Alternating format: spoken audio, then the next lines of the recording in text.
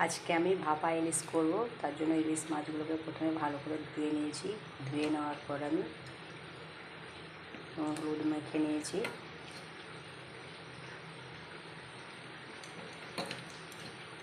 সবগুলোতে ভালো করে। এবার আমি একটা কড়াইয়ের মধ্যে মাছগুলোকে সাজিয়ে নেব সবগুলো।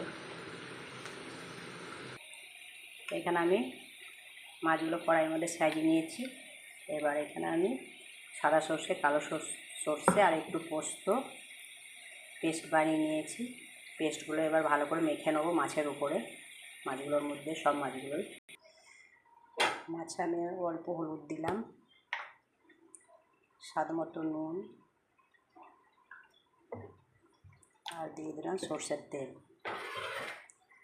দিয়ে সমস্ত কিছু দিয়ে ভালো করে আমি এবার মেখে নেবো মাছগুলো।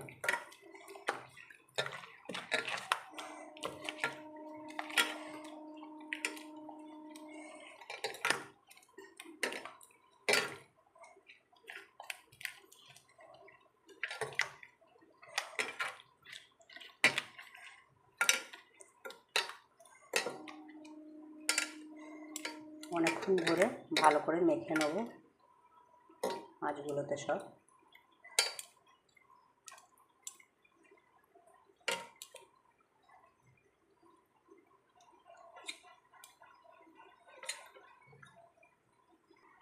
উপর থেকে আমি কাঁচা লঙ্কা দিয়ে দিলাম, অনেকগুলোই লঙ্কা দিলাম। লঙ্কাগুলো খুব একটা ঝাল নয়। আর ইলিশ মাছ সর্ষে দিয়ে করলে একটা সর্ষেরও ঝাঁঝ আছে।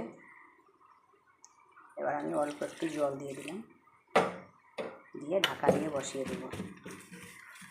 তারা কিছুক্ষণ পরে আবার ফিরে আসছি। উপর থেকে আমি ঢাকাটা খুলে দিলাম। দেখো আমার ইলিশ ভাপা হয়ে গেছে।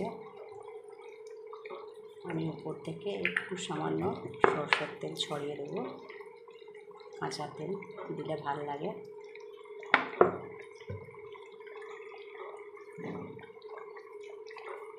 তো আমার ইলিশ ভাপা যদি তোমাদের ভালো লেগে থাকে তো লাইক, কমেন্ট, শেয়ার দিয়ে পাশে থাকবে। প্রথম থেকে শেষ পর্যন্ত ভিডিওটা তোমরা দেখবে, স্কিপ করে চলে যাবে না কীভাবে বানালাম। তো আর পারলে আমার ইউটিউব চ্যানেলে বেলটা বাজিয়ে দেবে, যাতে নতুন কোনো ভিডিও বানালে তোমাদের কাছে সবারই প্রথম আসে। তো দেখো সব গোটা গোটা আছে, কেমন একটাও ভেঙে যায়নি, কত সুন্দর হয়েছে। তো আমার ইলিশ মাছ ভাপা তোমাদের ভালো লেগে থাকলে পাশে থাকবে। আমি গ্যাসটা অফ করে দিচ্ছি। তো সবাই ভালো